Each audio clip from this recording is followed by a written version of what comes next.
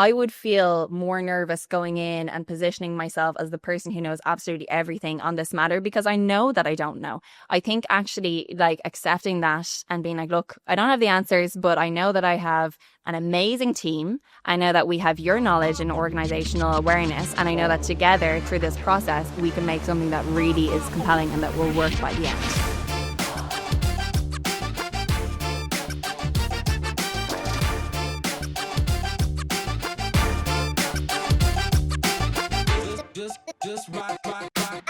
Laura McDermott, thank you very much for joining me. Thank you very much for having me. So, Colectivo, tell me, what is it? Who are the customers? Just anything you're kind of comfortable sharing. Yeah, so Colectivo was set up at the end of 2022. And I set it up when I moved back from Spain to Ireland. And it is a consultancy focused on the design innovation side of sustainability. Okay, so we really focus on the implementation side and helping organizations where they are in their journey. So typically we phrase them and we kind of look at our service offerings around our jobs to be done that organizations typically have. So the first one might be around advancing your strategy, if you already have one, your sustainability strategy, or if you don't have one, kickstarting that and designing your roadmaps, putting together your 2030 or 2050 agenda. If it is a case of you already have your strategy set and you now need to start building programs to onboard your people or to start actually implementing the change, we help to design those and implement them as well. And then on a very kind of, I guess on a business level as well, looking at what are your products and services and how do they need to be adapted so that your consumers and end users are designed with in mind, and that your products and services are, practicing best practices in terms of environmental stewardship, and then also inclusive to diverse types of users or consumers. So we kind of help them where they are in their journey. There's a lot of consultancies that specialize a little bit more on the reporting side or on the certification side. We're very much kind of on the business growth side and bringing sustainability into the business journey as opposed to seeing it as a separate kind of add-on. Can you give me just an example of the kind of thing, a project or something, the kind of thing you do, just to bring it down to the kind of... Yes. Yeah. So when it comes to, so we kind of classify in those three different categories, right? So you're advancing your strategy, you're building your programs, or you're redesigning your products and services. So we have worked with construction companies in Ireland. We've also worked with global insurance companies and large charities as well to design their 2030 agenda, and then also to involve stakeholders in the process. So that initially starts off with a diagnostic of where are we right now? What is going on? We like to use the business model canvas a lot. So that's a really nice canvas in just mapping out who are your customer segments, who are your partners, what are your revenue streams, what are your finances, what are your key activities or key resources, where are they now, where should they be if there's to be best practice standard in the future, and then what is the roadmap to get there. And so yeah, we've kind of worked mainly with medium to large size companies in that space. And then on the program side of things, that would be looking at, okay, so how can we have our goals set. Okay, we know that we want to build green champions within our organization. So what are the types of behaviors that we would want our people to have? What does that cadence of interaction look like? Where are the knowledge gaps that we need to fill? And how do we design all of those into a program? So some of the ones that I can kind of talk about in that space are, we worked on a project with UN Tourism back in the last year and the year before to implement some different sustainability and innovation programs for indigenous communities in Colombia and Panama. So that was a partnership between the UN Tourism and UNWTO, UN World Tourism Organization, and the ministries of tourism in those respective countries. And they were looking at, okay, if we recognize the risk of over tourism and irresponsible behavior on the part of perhaps, consumers or tourists that are coming in and perhaps littering in these very natural ecosystems, there could be a negative impact on the flora and fauna, as well as on the local community. So how can we help to, in this case, it was designing a program where the people who were delivering the services on the ground. So the tour operators, the indigenous communities, how could they design their services to prevent risk of over-tourism or damage to the local ecosystems? So that's a really nice example of a type of program that was designed with, a lot of different stakeholders in mind, and also to have an outcome of responsible tourism, educating tourists about how to interact with that ecosystem in a responsible way, and to ensure that the local communities would be resilient over the course of time. So what was kind of one of the things, for example, in that was brought in or was changed? This is only because I'm just not that familiar, obviously, with tourism or the industry, or for example, I could understand how more population coming to a place could upset the landscape. But what was something that was brought in, for example, during your work? So in each of those, there were about 20 to 30 different groups that had come together and designed tourist experiences. So we would be looking at the journey map of those tourist experiences and seeing, okay, so where is there a high risk for pollution or litter, and are there touch points or is there communication about how, as a tourist, you can be more responsible and not litter or not degrade the local ecosystems by just kind of throwing your trash to the side, especially with tourism, because we are all, traveling around and we all have our different cultures and norms around things. You might come from a country where there's actually a very strong infrastructure around cleaning up cities, or there might be very regular kind of bin collection or things like that, or you might come from a place where it's totally the norm to just throw your trash and it's not a big deal. So that was kind of one of the examples. Another one was actually designing moments within the experiences of, if you're bringing your tourists on an excursion through a rainforest or through these beautiful natural landscapes, how can you educate them about the flora and fauna and the regeneration or the kind of protection efforts that are taking place? So it's not only that you're seeing these beautiful places, but you're also helping to build and boost the capacity of tourists and to help them be more aware of the need for us to protect our natural environments. So those are kind of examples of the types of, designs that we would be implementing and the different types of actions that we can put into the services to foster a more kind of responsible culture. And something that's very tourism focused, but we've also built programs with VCs who have a portfolio of startups that they might have been working with, or small enterprises who don't have an ESG lens, or who may be perhaps purpose driven, but they haven't looked at their kind of the impacts that their products or services create, and they haven't yet put in strategies to try to reduce the possible harm that could be created. So working with those VCs, and in both of those cases, actually, was working with, let's say, an overarching entity that had a level of responsibility, or had smaller players within their net that they wanted to boost up, right? So it was helping to design those programs. When I think about a VC venture capitalist, I think of someone who's looking for mainly a financial return.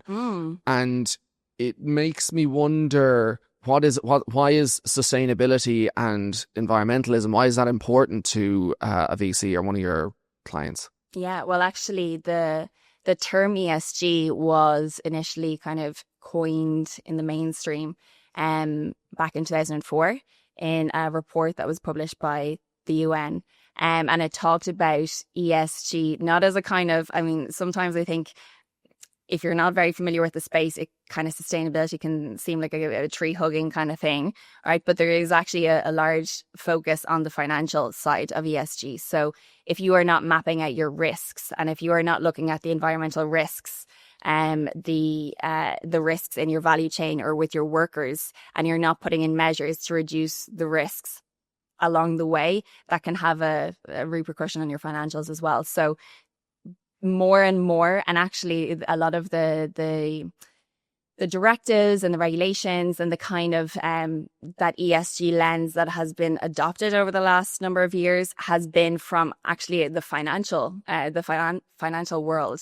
So it's looking at in order to make a responsible investment, I need to know not just about how, commercially attractive your business is, but also what are the detractors or what are the risks that are present in your business model, and having that information to be able to make an informed decision. So you'll also see with things like, loans, green loans are coming about. And if you don't have, tracking over your scope 1, 2, 3 emissions, perhaps you're not in a position to be able to avail of those loans. So it's also, you look at, your tenders, there's a lot more weighting now going towards your environmental, performance as well. And yeah, so there actually is, a lot of the kind of savvier investors or financial profiles will see it I'm not saying that they're going into it thinking they want to change the world necessarily with their investments, but they certainly take an ESG performance lens into their decision making. Like the reason I ask, and there's, I suppose, you could draw a direct line from you're going to be punished, say, with all the kind of world governments and all the focus that's on ESG now. At some stage, you're going to either be taxed more heavily for poor practices.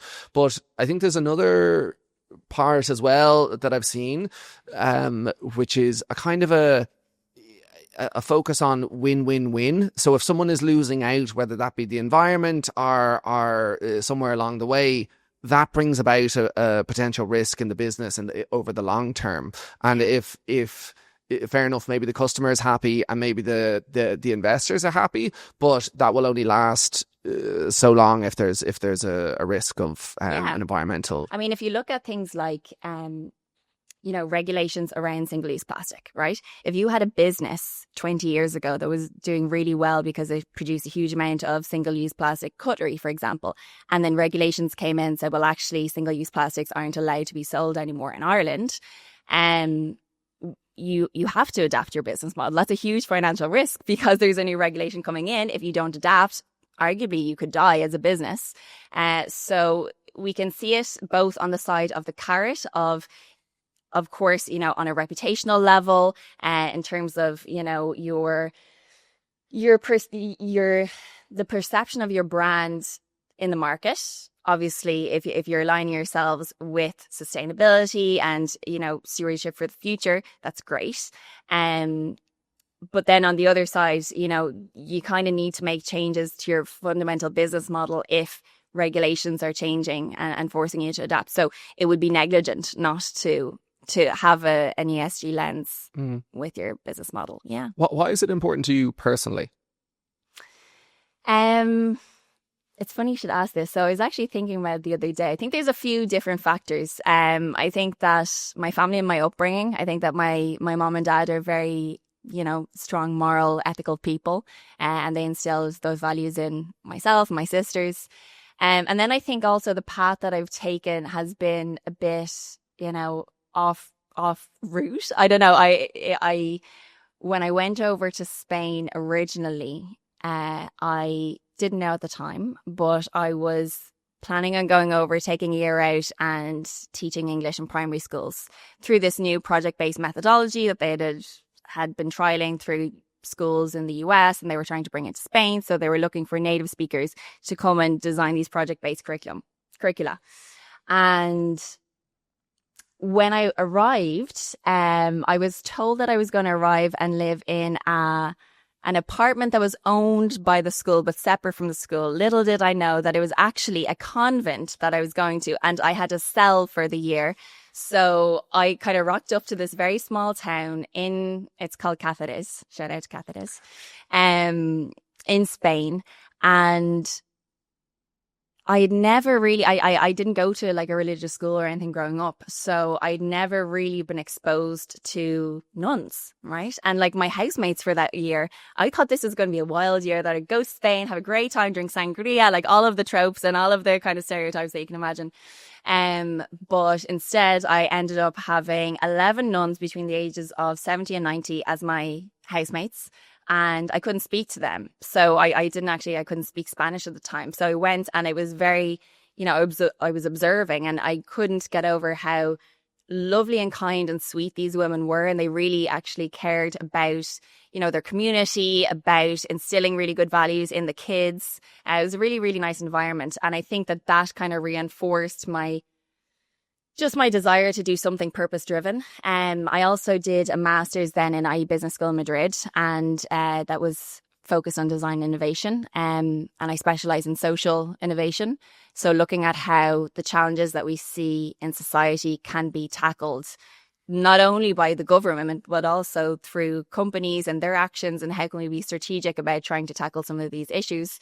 And around the same time that I finished my master's and started working in this space on global projects between Latin America and Europe, with our corporate partners as well, there was a non-financial reporting directive that came into effect in Spain back in 2018. So it was passed into law in 2018. And that basically meant that corporates had to very extensively report on their sustainability, right? So this came into effect on an EU level, and Irish companies in 2024 had to start, you know, complying with the CSRD, which now is kind of under review. But that was in place back since 2018 in Spain. So I had been working in this environment where, you know, corporates, not as a nice to have, but as a need to have, had to start reporting on their performance, not only financial performance, but their non-financial performance as well. So the impact that they're creating through the design of their products and services, their packaging, and the types of people that they're hiring, their workplace practices, their well-being, all of these different things.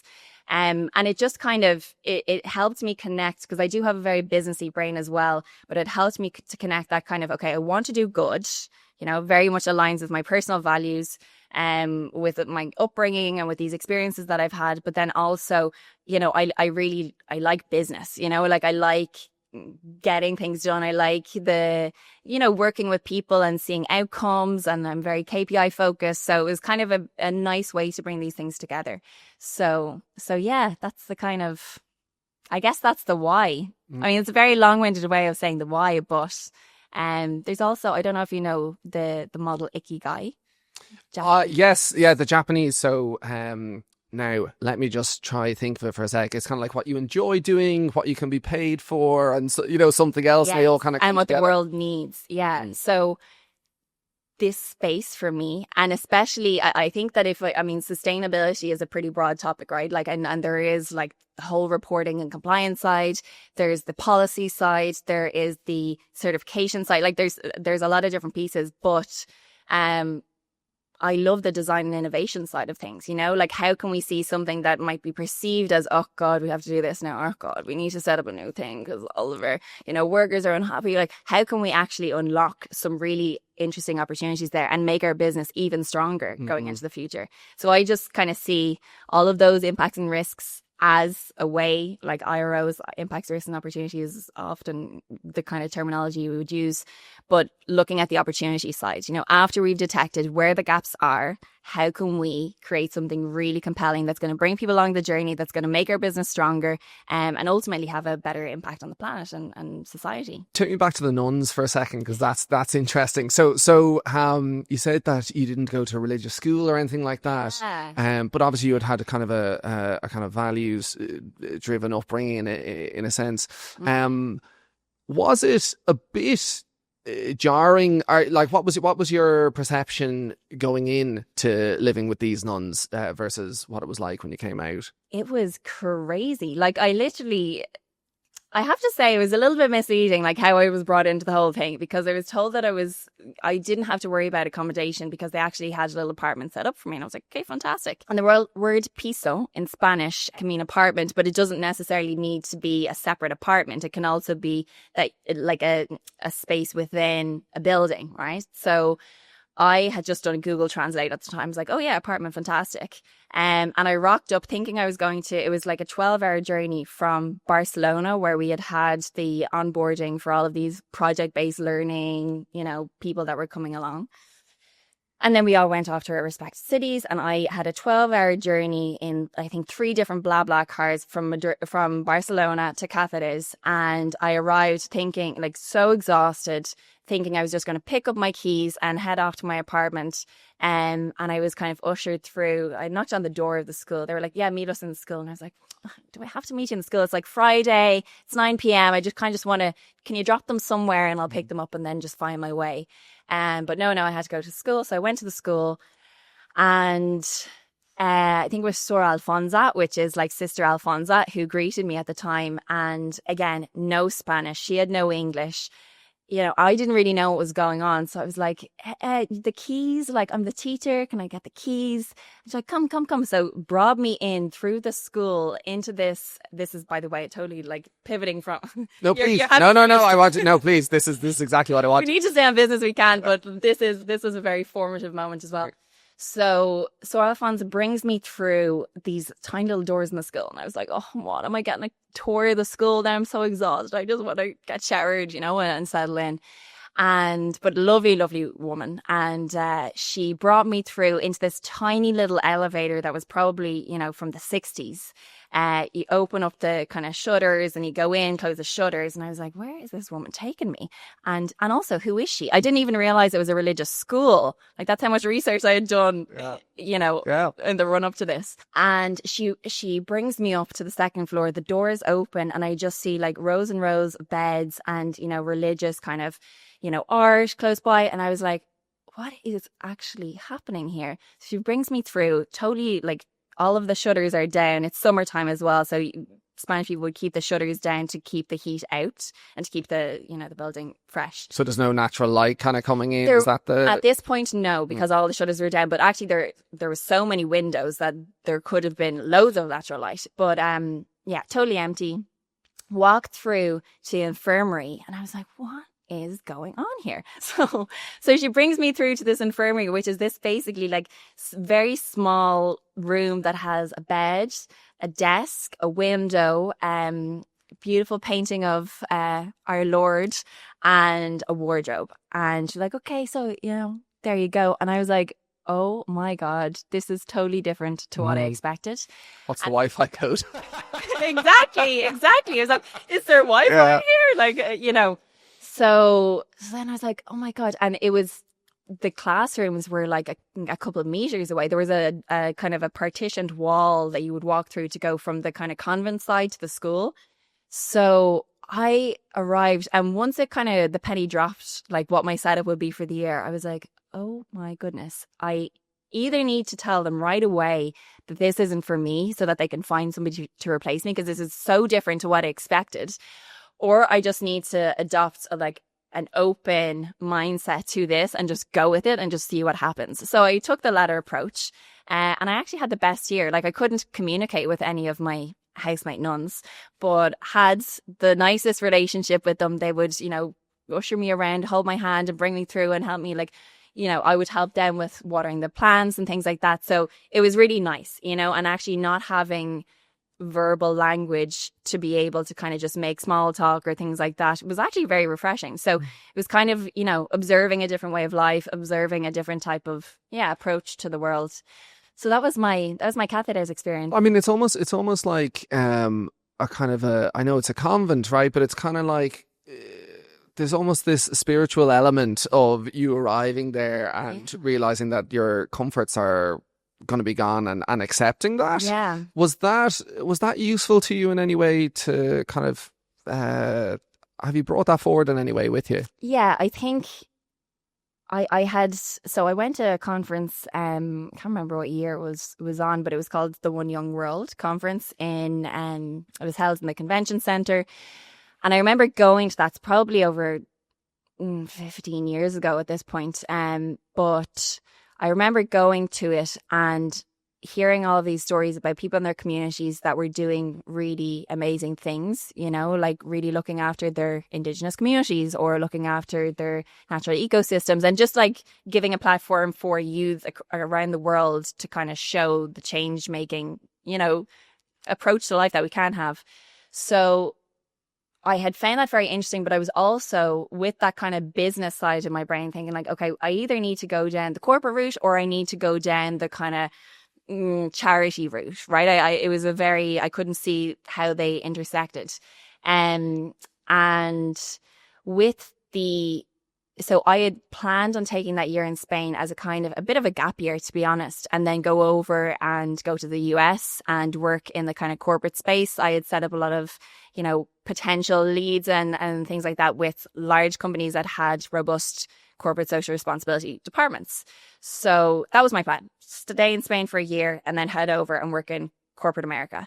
And it did kind of, the visa fell through for the US, but actually I don't know what type of person I would have been had I gone over to the US instead of going to Spain, because there is very much a kind of a social focus. Like, people in these Mediterranean countries we're very similar in a lot of ways, but the value that they give to people and living over business is quite notable. Whereas I even find coming back home, like, I'm very, very work driven when I come home. And of course I still have a social life, but when I'm in Spain, the perspective changes a little. So I think that having that experience of being in the convent and kind of being not put in my place, but kind of being shown in a very strong and very unique way, a slower way of life that really focuses on people and development and relationships, was, very enriching. And I try to still bring that through into our Colectivo work and the way we work as a team and the way we approach our clients and the way we work with our clients. It's not a corporate consultancy in that sense. We do work with corporates, but we're nice kind of sound people that are just going along trying to figure these things out with our partners. So I think that all of these, it's funny, the journey has been quite interesting and quite like different to what I had expected, just graduating college when I finished my undergrad. But I think it's led me to a really nice place. And I think that I kind of, I have my work values and my attitudes very kind of deeply rooted. And I think that Cáceres and living with the nuns was probably contributing to that as well. You mentioned there was actually a question I had for you just about... I can't even remember your last question. Well, no, that was great. No, don't forget about it. Just the questions aren't important. It's the answer that's important. So, but I was going to ask you about kind of why business, why was this the focus? Because... so not only you could have gone down the kind of charitable route, which is a way that you can have impact within sustainability too, but also so you're an adjunct professor for the IE Business School now. So the academic route was kind of open to you, or maybe you've trialed that as well.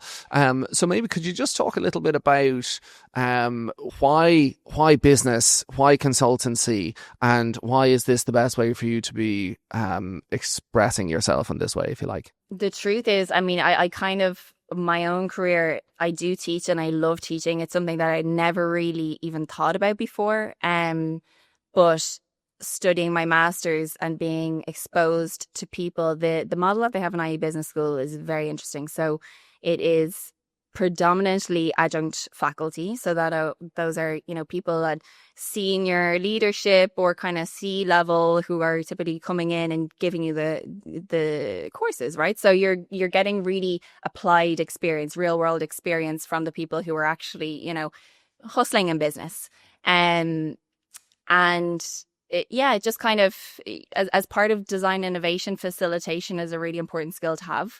So it's not that we would go off and just analyze something and then hand you a report. It's also facilitating the process of you getting to the answers of what's right for your business or your organization. And I think education, the way I see it, and my take on my approach to education is also like a facilitation approach. So yes, I will bring in materials and case studies and all of the academic side of the work, but ultimately it's to help facilitate you in your learning journey. So what is the outcome that we want you to achieve, and then how through the design of this course are we going to reach those objectives? So yeah, the education side, going over to Cáceres, working in that school, and then also going into education afterwards and studying my master's, I think opened up that side of kind of the world. And I think that in business and sustainability, there's a lot of new stuff, like it is a learning journey for organizations. It's as much of a learning journey for people who are at C-suite level, who have to now take decisions on things that they mightn't have been exposed to for the last 40 years of their career. And they're on a journey and they have, the stakes are high. And it is also a learning journey for people who might be on the front line delivering on the mission and, you know, have to start responding or reacting to things that are coming, questions that are coming from the customers. So everybody's on a learning journey. And I think that, yes, businesses are set up to serve a need, whether that's your product, service, experience, whatever, but it is to try to address a need. And because those needs are changing and because the business landscape is changing, it is a learning journey. So that's the kind of, I guess, one side. I also love a framework called the COM-B model. It's a behavioral framework that we use. I use it through my teaching at IE, and then we also use it with clients. That is to say that in order for us to have any sort of behavior change, we need to identify the capability of the people, and if they are, you know, physically or psychologically capable of doing something. So if you ask somebody to ride a bike and they don't know how to do it, or they don't have the physical capacity to do it, you might put a bike in front of them and say, yeah, there's loads of cycling lanes, but they're not going to do it. So there's a capability gap there. The O in COM-B stands for opportunity. So that is, okay, somebody might know how to cycle a bike, but they have no bike, they have no helmet, they have no, you know, streets to cycle on safely. They don't have a bike lock. So we need to put that and design that infrastructure in order for that behavior to take place. And then on the motivation level, you know, what are the human drivers or the interests of the different personas that we're looking at? And why would they want to cycle? Can we appeal to their values? Can we appeal to the fact that, you know, they want to get fit? So this is also exercise in disguise. Or is it that they're really, you know, they hate sitting in traffic? So if we kind of frame it that way, maybe it's more attractive to them. So business and sustainability and all of the changes that come with designing it into your strategy, to your risk register, to your OKRs, or looking at new programs that you're going to build so that your people come along the journey and that they are, you know, adopting these practices as well. Ultimately, everybody has to change their behavior. And that's a big ask, you know. It's not just a case of, okay, you stick on a sticker and now I'm like super sustainable, or now I'm an eco warrior. Like you do have to, whether they're small changes or whether they're huge changes need to take place. And whether that's around the capability and helping to, you know, bring people on the learning journey, or whether it is the design of the infrastructure, the policies, the new methodologies, the new products and services that we need to pilot, or whether it's tapping into the motivation side and looking at incentives or kind of social proof, or, you know, bringing a community movement together. That's all design, you know. It's in a business context and it will have business outcomes, but it's ultimately designing for the future, and designing for people. There'll be people listening to this that are maybe in a corporate job or some other environment, and what they really want to do is to start their own business, right? They want to do what you've done, essentially. So how did you do it? Did you raise money? You know, I think consulting businesses are kind of great businesses to start, because you don't need a huge amount. You just need, I suppose, expertise and some skills and things like that. And you can kind of start them very easily, in my view, compared to some other there's less barriers to entry, if you like. But in your own words, how did you do it, and what was that kind of process like? I've been working in really fulfilling, really interesting roles in IE Business School. And some of those were working with our corporate partners like JP Morgan, Telefonica, Orange, Mafre, which is a huge insurance provider across Latin America and Europe, to design these programs, right? So over the course of those programs, many of which are still running, I got the opportunity to meet really interesting people who we brought on as a technical expert in a specific area of the project, and we would bring them in and they would just, you know, enrich the project so much. And these might be multi-year projects, right? So it's not just a case of, okay, we do a 1-week boot camp and that's it. It's, you know, you're getting exposure to these people over, you know, a period of time. And I got so much from that position, and I'm really, really grateful to the boss that I had, because she was just the perfect boss for me. Like, she was fantastic and helped me really grow in the space and learn more about impact and social impact specifically. But I met a lot of people, right? Who were really interesting, and I always kind of wanted to do stuff, and I always consulted on the side. So I actually had another business beforehand, which was called Copying, COPYENG. It's not there anymore, but it's like, it's not copying as in like I'm copying you. But anyway, But the idea was to essentially help small businesses or startups that were looking to go international to translate all of their materials, their investor decks, all that sort of stuff into English. This was pre ChatGPT days. It was pre, good quality Google Translate days. So it was essentially like an outsourced English translation marketing person, right? So I'd kind of done a bit of consulting. That combined with the fact that I met all of these really interesting people over the years working on these cool projects, and felt so, kind of, energized by working on projects that help to change something negative into something positive. And that all of those different pieces were kind of, floating around, and I didn't know where it would lead me to yet, but I just kind of had the antenna up. And then when I met my now husband, I started to look at Ireland and the Irish landscape and, what's going on in the impact space and, corporate sustainability. Realized that actually, wow, I had no idea, because I was in the Spanish bubble of corporates that had to do very extensive reporting and that had to disclose, what their impact was both on society and the planet. And from that, there were a lot of really cool programs, the ones that we were working on, that flourished as a result of that. So the first step was reporting, transparency, understanding where you are. And then the next part is, okay, are we going to continue showing year on year that we are, doing damage to the planet, or that our workers aren't happy, or that our communities that are affected are continuing to degrade, or whatever? No, we need to put some sort of programs in place to help to address those areas. So all of these different things, speaking to read and getting exposed and building relationships with these really interesting technical experts, and working in a space that is transforming business for good.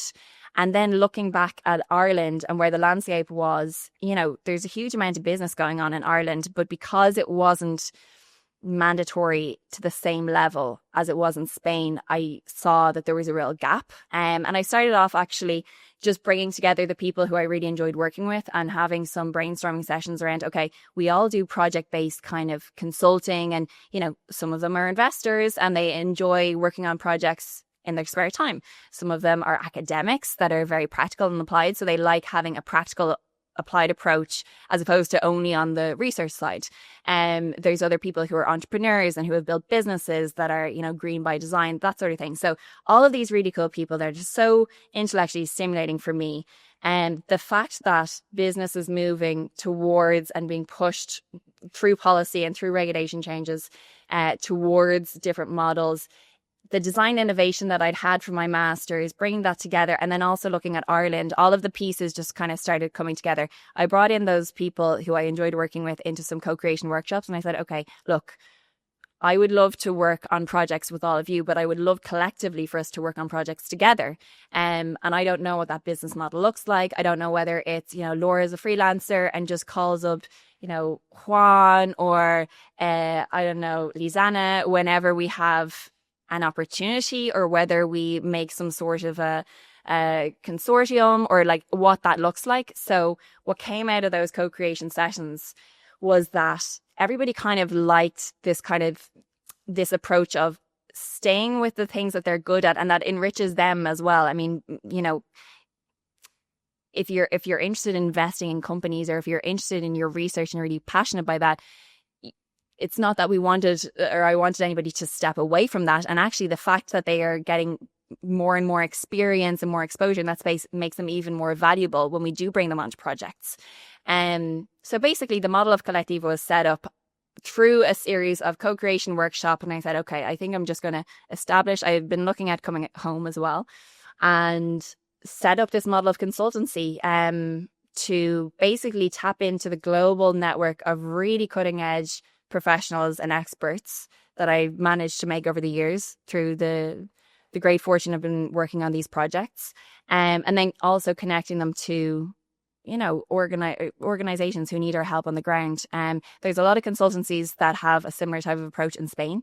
There's not a lot of consultancies in Ireland that have our particular focus in sustainability, and also the model and the professional network, the global professional network that we have. So that's kind of, yeah. So to summarize what I think is happening. Basically, Yes. you're going out, you're finding projects. Is that right? It's you doing that. And then you have a network of people who you've kind of spoken to, cut a deal in a sense, maybe with them prior to that, and you bring them in when it's appropriate. So it's kind of, we have a small lean team internally in Colectivo, and we're doing, work on the business as well as working in the business. And we have that kind of adjunct model as well. Like in the same way as it really enriched me to go to university where there were practitioners teaching me, we have in our projects people who are, practitioners who are coming in and working in a very specific area of a project that they can add a lot of richness to.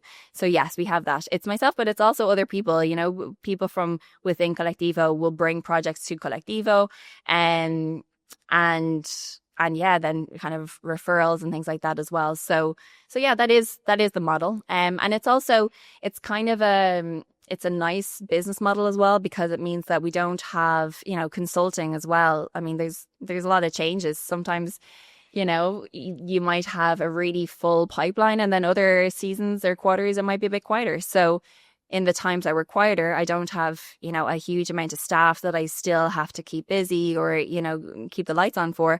But then in the moments that we're really busy, because we have, a really strong group of people who live and breathe the culture and are, aligned on a values and on a work kind of practices level with us, we can bring them on and they're ready to go. Yeah, no, it sounds like a very good model for you. And you've clients that are, so you mentioned earlier, for example, that you're working with clients in Colombia. So it's not just Irish businesses that you're kind of working with. So and to be honest, like I'm a little bit disappointed in a sense, just because when I first went over to Spain, the biggest barrier for me was language. Right, like I really empathize with people, likewise, who would come to Ireland and not have English as their first language and struggle. Like I've felt that reality going over to Spain, and it wasn't until I was working through Spanish that I actually became really confident in it. And now I teach in Spanish as well, and work on a lot of projects in Spanish. But yeah, sorry, I forgot the question. Okay, we'll just cut this out, so it's fine. Yeah, no, I got that was good. I think it was start off. Sorry, I was talking about you had clients. Yeah. Yes. Okay.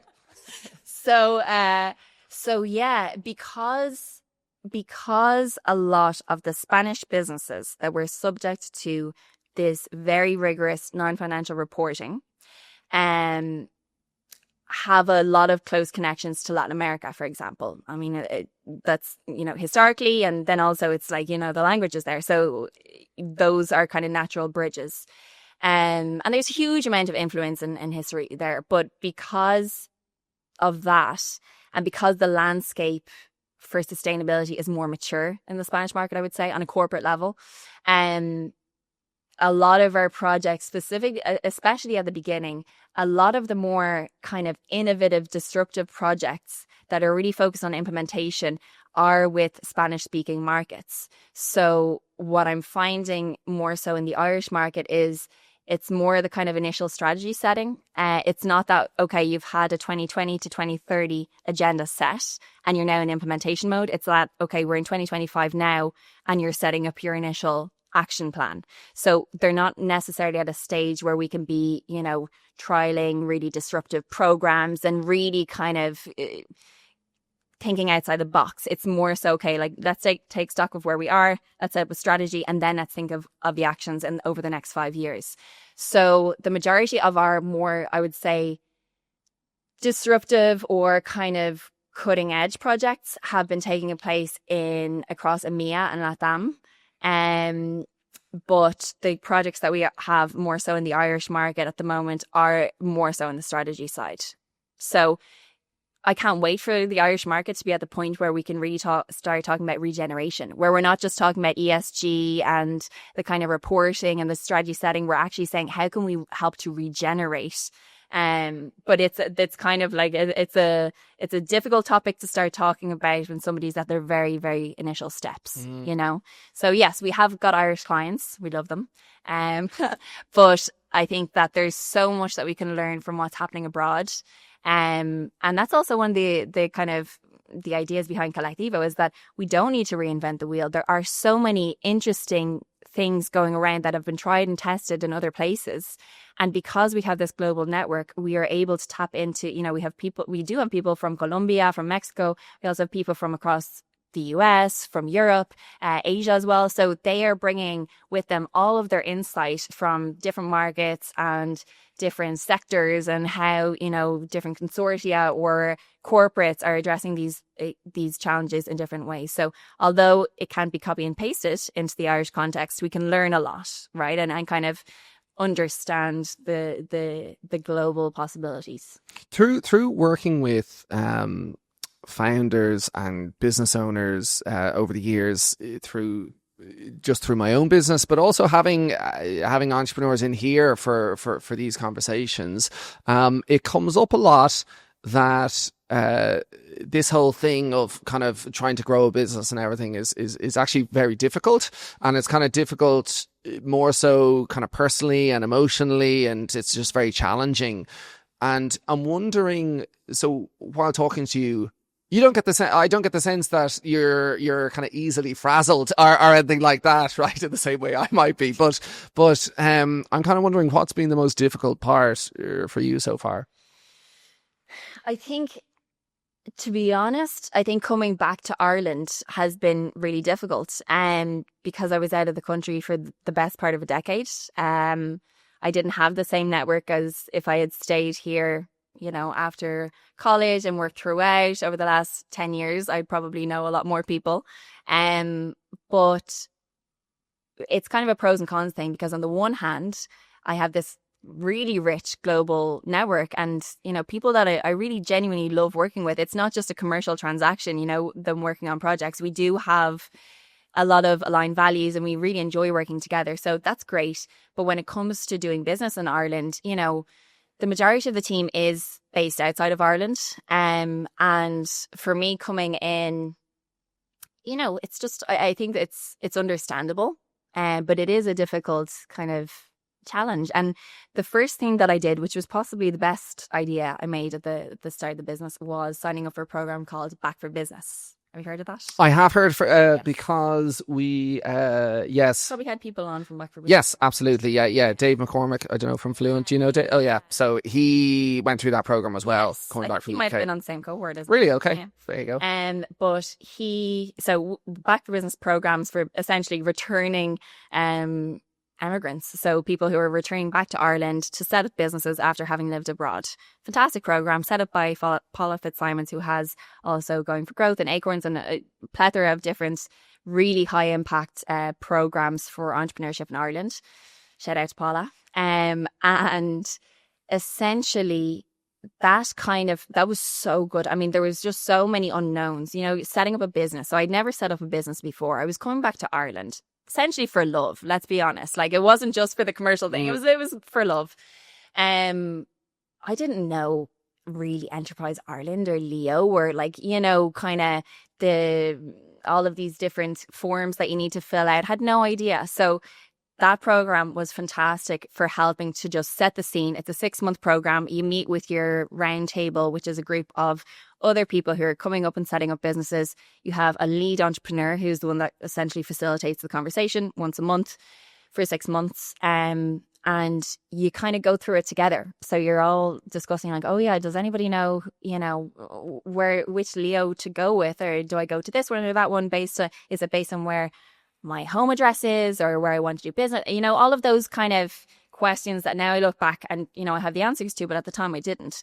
So that was fantastic. And then later on, I applied and got accepted for the Going for Growth program, which is also another program by Paula, and that is focused on women entrepreneurs. So it's a community of, I think you've had other guests who've been part of. Yeah, but I've seen it, and just everyone says it's a fantastic program. Yeah. Yeah. So that's also a kind of a support network of you're going through and you have your 6-month goals and you have your check-ins once a month for every 6 months with your round table. And it's a really nice environment to kind of, when you're an entrepreneur, yourself, you don't have a boss who's patting you on the back saying, well done, that was a great month, or that was a great deal that you just closed, or whatever. You're dependent on yourself. So to be part of communities where other people are also going through that experience and you can share and you can also congratulate each other is really nice. So yeah, one of the challenges of being an entrepreneur is not having somebody to kind of always bounce things off and get like their guidance on. But for me in particular, my particular case was coming back to Ireland and not having that network. And it is growing over time, but you know, I don't have 50 full-time staff that I can just send out to every single event that's on in Dublin and shake hands and stuff, you know? So you kind of have to be, clever about where you invest your time. And I think those sort of programs are really helpful. If I think about that, Ikigai, if I'm pronouncing it correctly, my Japanese isn't that's how I pronounce it. So you weren't pronouncing it right. I have been on air saying it wrong for I don't know how long. Okay, well we're both incorrect then. Let's say correct. Oh, correct. So we have that Venn diagram, right? And we've talked quite a bit about the purpose side of things. You know, what does it kind of bring to the world? We've also talked about, you know, why this is interesting for you and why you're good at this. Talk to me just a little bit about the money side of it and kind of if you have any ambitions in terms of how big you want this to be and everything else. I'm just interested to hear a little bit about personal ambition from a, I suppose, if you want to be a little bit more based about it from a money standpoint, or you know, what would you like this to be for you? Yeah. So, I mean, this can always change. You know, I think that time and experience and your ambitions do evolve. Where I am right now with Colectivo is that, you know, we are boutique and we can be very client-centric and focused on the culture because we are, you know, there's 22 different consultants that are very active on projects. We do have a wider net that we tap into if we have projects that are very, very technical need. My ambition, and this is kind of roots back to the people that, you know, were part of those co-creation workshops and understanding the model that worked for them. You know, there's a lot of really interesting people that are working in their areas and who don't necessarily want to join a large, you know, management consultancy, like the typical model that you would see of Big Four and stuff. I mean, there's absolutely a place for every type of consultancy, but the ambition right now for Colectivo is not to become, you know, a 5,000 or 5 million employee consultancy with offices all around the world. I would love to have more of a kind of a continue with the boutique model and the adjunct model. I would love to grow the internal team more so, and I would love to have more active offices. So we have another, you know, cohort that's over in Madrid and they would meet up and work on projects and things like that. But I would love to have, you know, an office in Latin America as well. We've some people out in Brazil, so I would love to set up an office there. But I think staying with our philosophy of tapping into global experts who are still active practitioners in their respective fields. So yeah, it'll be an interesting one to kind of to see how it evolves over time. And I know that a lot of other consultancies are kind of going down the route of scaling, and then, you know, they would ultimately like to be able to sell to one of the large consultancies, which is, you know, a tried and tested model and has worked out fantastic for a lot of people. But I think that there's something very special about what we have created in Colectivo and the teams. And I don't know, I just don't want to lose that, you know. I want to keep the essence of the model that we have and the culture that we have tight. And so that's where we're at right now. What's your favorite thing about running the business? Well, somebody asked me a similar question a while back of, you know, if you have 5 days in a week, where would you dedicate your days, or what type of task would we be doing? I love design, right? I love like seeing challenges and then trying to figure out, you know, what is the best way to address this challenge and how can we create little experiments to see if this works or that works, rather than just going full steam with one solution and then it either failing or succeeding, you know, at the end. So I really, really enjoy designing projects and programs for clients. Like if I could delegate all of the, you know, management of the business, the financial side, the kind of all of that side of things to somebody and I could just focus on let's design really compelling and bespoke programs for our clients, that's what I would do. But that same design lens can be applied to the business challenges, you know, like how might we grow Colectivo across 5, you know, however many different countries or continents or whatever. That's a design challenge as well. And we could trial different approaches to, you know, is it that we need to be in every single conference around the world, or is it that we need to make high impact relationships with you know, influencers in those places? Is it that we need to, you know, go to the equivalent of an Enterprise Ireland and Singapore? You know, that is a design challenge. So there's design challenges for helping clients tackle their sustainability challenges. And there's also design challenges that you can address with the business. And I just I love the process. I'm in love with the process. Most of the time, I don't have a clear idea. Well, when it comes to client projects, yes. But for my own, for like with your question of what in the business do I love, you know, I don't know what Colectivo is going to look like in 5 years. I don't know what the consulting landscape is going to look like. I don't know what sustainability is going to look like. So you need to kind of be on the pulse of things. And instead of, I think a good decision that I made early on was not to over specialize in a particular area. So because we're looking at design innovation is the underpinning, you know, ingredient of all of our different kind of service packages, let's say. So whether it's setting your strategy and designing that strategy, designing with people in mind, designing with all of these different considerations, designing programs to help implement sustainability, or redesigning your products and services, it's all design. We have not over specialized in a particular, you know, we have people who have sat on FRAG and who continue to sit on FRAG, which is the body assigned by the Commission to write the technical standards of the CSRD. So we have people who are or like other people who are super expert in the Green Claims Directive. Like, we could have easily tapped into that and really gone down the regulation policy kind of side of things. But there's a lot of changes on an EU level at the moment around those different things. There's a lot of uncertainty and businesses are feeling that as well. So one thing that will always be present in businesses are your key resources, your key activities, and the need to protect those from ESG risks, as well as unlocking competitive, you know, solutions for the future.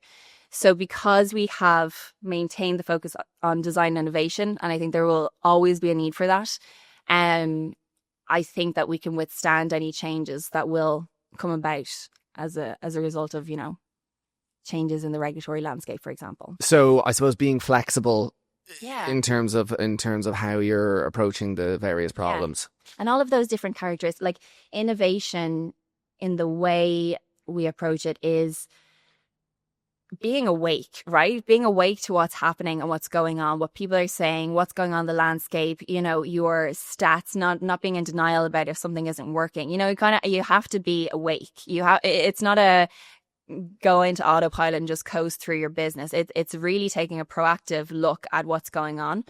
And yeah, so everything that comes with that of being adaptable, being able to, you know, bring the right people into the right conversations at the right time, adopting a flexible approach and not being just hell-bent on one direction and saying like, no, we have to do this because, you know, ego comes into it as well. You kind of have to experience a bit of an ego death because sometimes, and it's the same for me, like things related to the business, I thought they would have gone down, you know, amazingly, you know, some offerings that we've put out there, and they haven't. And I have to just listen to the market and say, okay, well, it could have been a timing thing, could have been that we're not communicating the value proposition clearly. It could be that, you know, I don't know, it's just not compelling enough. So you kind of have to let go of your preconceived notions of what you think is going to work and test it and be open to hearing that feedback and really figuring out what works as opposed to what you think works. One thing that was really difficult for me, more so maybe in the early days, but I'm interested to hear from your side, was getting difficult feedback from a client. So not even, let's say we'll try something and it maybe didn't work, but you know, we made a mistake, say on a project that wasn't supposed to happen, or we failed to communicate it in a way, or I failed to communicate, you know, something, and getting kind of direct constructive feedback, potentially difficult feedback, I'd say. I'd find that very hard not to take it personally, actually, in the way less so now, right? And I'm much more kind of focused on solving the problem now. But has there been any moments like that for you along the way? Yeah, there have been moments where our expectations haven't been aligned. And I think that, so this kind of also, I guess, links into like working in Spanish corporate culture. So what I love actually about the communication style in Spain is that people are a lot more explicit about how they feel, you know? I remember at the start when I originally, my husband's going to kill me now. He was saying that, but like, I am very expressive and I'm quite direct. And pre-going to Spain, you know, I tried to kind of bottle up or just like, you know, we're quite indirect in Ireland, right? We're like, oh, you might do that, or you know, but you don't say like, why isn't this done? You know, or like, oh, that was like below par. I didn't like appreciate that or whatever. So we kind of find nice ways to say things. And I found it actually, once I did have my voice, let's say, or I was able to articulate my thoughts in Spanish in a fluent way, I found it so liberating to actually, you know, people are just like, oh yeah, that was shit. I'm sorry if you're not allowed to say that's fine. No, you are. Okay. That's fine. So like, if you do something, just like, yeah, shit, like, really? we need to redo that. And it's kind of like, oh, okay. Nobody likes to be told that they did something that wasn't good. Everybody likes positive feedback, but it's kind of, because it's so normalized and because you're allowed to just be like, yeah, no, I didn't like that. We need to change this. It's just kind of, you just take it on. And also part of the innovation and design world is that you test hypotheses and you frame everything as this is an experiment. So we have option A, B, and C. The pros and cons of A, B, and C are this, and this. Let's trial it, see what works. And then, you know, if it doesn't work, this is what we're going to try afterwards. So feedback on things that aren't working is the norm in this like innovation space, right? So on a methodologies. And then also that combined with the fact that, you know, culturally, I got very accustomed to living in Spain. And when I came back to Ireland and through English, I was as direct as I was in Spanish. It was a little bit like, my husband's like, Jesus, you know, like, Jesus, you know, you're very, very outspoken, aren't you? You know, and now he loves it. But that's, I find that interesting because I wouldn't have thought, just in my ignorance, I wouldn't have expected Spain to be more direct than or Spanish people to be more direct than Irish people. But now that you're saying it, I can see what you mean. There is a very expressive culture. Like I see it when it comes to see it a lot when it comes to like driving in traffic in Ireland, you know, like in Spain, if I was ever working from home and I had my, you know, balcony doors open, you'd hear people, you know, wow, why are you doing that? Like, why are you bugging that? And they'd get out of their cars and they'd be like shouting, hand gestures, whatever, for 2 minutes. And then they'd hug and make up and go along their merry ways. And it would just be kind of like a diffusion of that tense moment. Whereas I do feel like there's a lot of kind of passive aggressive, you know, behavior in traffic in Ireland. But yeah, I just feel like it kind of permeates the small interactions that we have in our day to day, as well as, you know, relationship wise, people are very open about, you know, oh, like such and such is wrecking my head, you know, and they would say it to them as well. It's not a case of they're talking behind their back. They would be as open in front as well as behind the person's back. But yeah, I do find it's more expressive, and I find it very liberating to be able to. Now, of course, you have to be careful with what you say and how you say it. You're not going to, you know, cutting people down and being nasty. But I think that there is a way that you can deliver feedback without it being, you know, super negative. And also, I think a lot of it is around expectation management and like managing for there being a margin of error, right? So if you're designing a new initiative, and you know, when you're going through the design process, you have to flag, okay, what are the assumptions that we're making and what are the measures that we're putting in place around those assumptions to test if they are valid or not. Having regular check-ins and making organized moments for feedback with the client. So, you know, we might have bi-weekly retrospectives on how things are going, or project management meetings, just to make sure, like, okay, where are things going off track? Is there anything that you have flagged or that you've noticed that we need to work on? Or, you know, so there will always be natural moments of general feedback at the end of every phase where we see, are we, you know, delivering up to your standards and that sort of thing? Is there anything we could improve in our communication delivery, etc.? And then within a project as well, designing with the expectation that, of course, there will be things that go askew at some moments in time because we don't have control over everything in this world. And that's just the nature of it. Like, things get delayed. People might forget to send an email and then, it sets back a project a little bit. But these are things that naturally happen. So yeah, I mean, that doesn't mean that I don't, stay awake at night sometimes if I got something negative. Like, if I am quite an intuitive person as well. So if I feel like there's something that isn't flowing in a project or in some sort of dynamic, I will be like, okay, I know that there just isn't something right there. We need to address this. Do we wait for the feedback moment, or will I bring it up proactively with a client or with a teammate or whatever? And so I do still, it's not that I'm just kind of oblivious. Like, it does impact me, but I wouldn't take it as a personal deficiency, or I wouldn't take it negatively. It's just something that we need to like solve. It's interesting kind of while talking to you, and I hope you won't mind me saying this about you, but there's something very Dun, dun, dun. no, sorry. Sorry. No. It would seem from an outsider looking in, right, that you've kind of done well in everything you've done to date. I don't know if that's true, right? But you give off the impression that anything you've kind of put your hand to has kind of done well.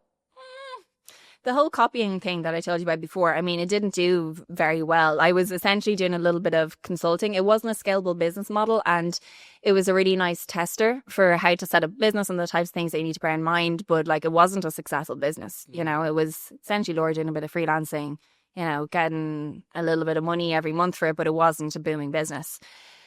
And I wouldn't say that, in every class that I take or in every exam that I've taken or in anything that I've set, I've always come first. I'm not that kind of, I like to achieve, but I wouldn't say that everything that I've tried my hand at, I've been super successful at. But does it bother you, for example, take the copying? Yeah. So does it impact you when those things don't necessarily work out the way you want them to? No, I just kind of feel like, you just learn from it and you move on. So that's what I'm kind of getting at. These things don't seem to faze you as much as they might other people. Would that be fair to say? I don't think that anybody has like everything in the world figured out. And this is another thing. I feel I would feel more nervous going in and positioning myself as the person who knows absolutely everything on this matter, because I know that I don't know. Nobody knows absolutely everything about their particular area.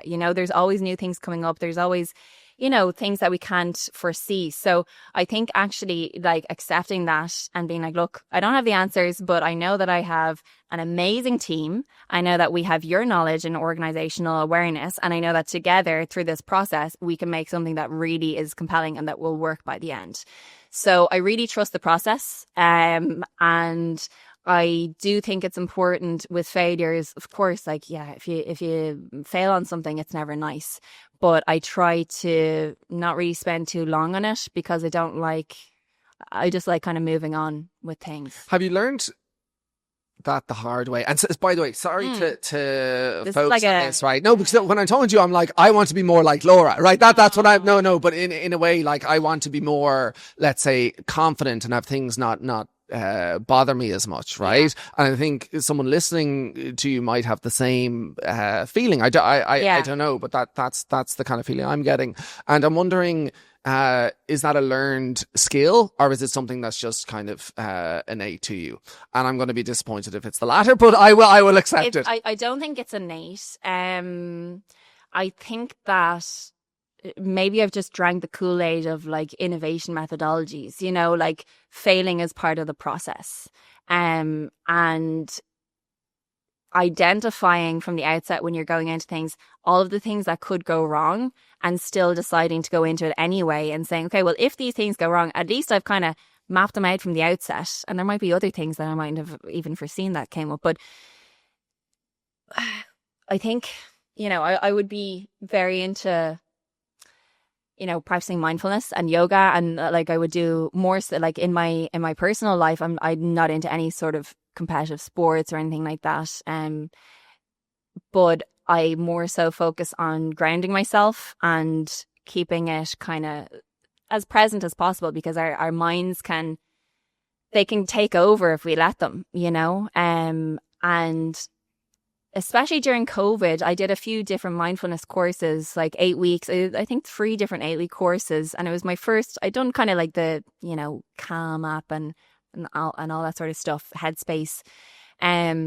But I did these programs and we would do these 40-minute meditations and we'd be guided through them, and we would be forced to kind of, you know, make the space, sit down and just observe, like close our eyes and observe the thoughts that are coming up. And once you start to kind of quieten all the distractions around you and you start to see all of the, you know, it's very difficult to keep your mind empty for like 10 seconds. Like an idea will pop in, or like, oh, I have to do this or this, or oh God, I need to send that email, and what about that post, and all these sort of things. I think training yourself to come back into, okay, what's in front of me right now? All of these like contingencies and these possible scenarios that could happen haven't happened. I can map them out, and I actually find externalizing and actually putting things, I really like to journal as well. So if I'm stressed about something, the best thing for me to do is to like write it out, because then I just feel like I'm purging my brain of that. It's not taking over. So I find that there are kind of things that you can do. It's a journey, right? Like, and I feel like right now there's a lot going on. Like I'm very busy with internal projects as well as with client projects. So I can even feel myself gravitating more towards social media and just kind of like filling in the time and like doing emails while I'm on the go and all this sort of stuff. And I recognize the state that I'm in right now, and I recognize the need, and I can't wait for the August bank holiday because I'm going on holiday. Fantastic. I can't wait for that, because I really am just going to do a technology detox, not look at anything, and just bring myself back into be in the present. Of course, we could worry ourselves, you know, all day long with things, but ultimately we have to get up every day. We need to just, you know, do our jobs, be nice people going out into the world, whether you have family or a partner or friends or whatever, and look after yourself as well as looking after others. I think looking after yourself and making even those, I mean, not everybody has 40 minutes in a day to meditate, but finding maybe moments throughout the day where maybe you're making a cup of tea and you just stand still and you just try to not look at your phone or not think of all the things that you have to do. I find that that's good for kind of grounding me, because I do like to ideate and I do like to, you know, I'm excited by these ideas as well. But yeah, so I don't think that it's something that's naturally innate in me. I think that, you know, sometimes I think, okay, well, what's the worst that could happen? You know, what's the worst that could happen? And if that happened, you know, what could we do? So yeah, that's that's just my 2 cents. Laura McDermott, thank you very much for coming in and joining me today. Where can people find out more about you and about Colectivo? Yes, so we have a website. It's colectivo.ie, and that's COLECTIVO.ie. We also have a LinkedIn page, so if you're a business or an individual, you can follow us. And yeah, we're based principally between Dublin and Madrid. So if you're ever organising a trip to either places and you want to have somebody to have a coffee with or a business chat or whatever, then hit us up. Laura McDermott, thank you very much. Thank you so much.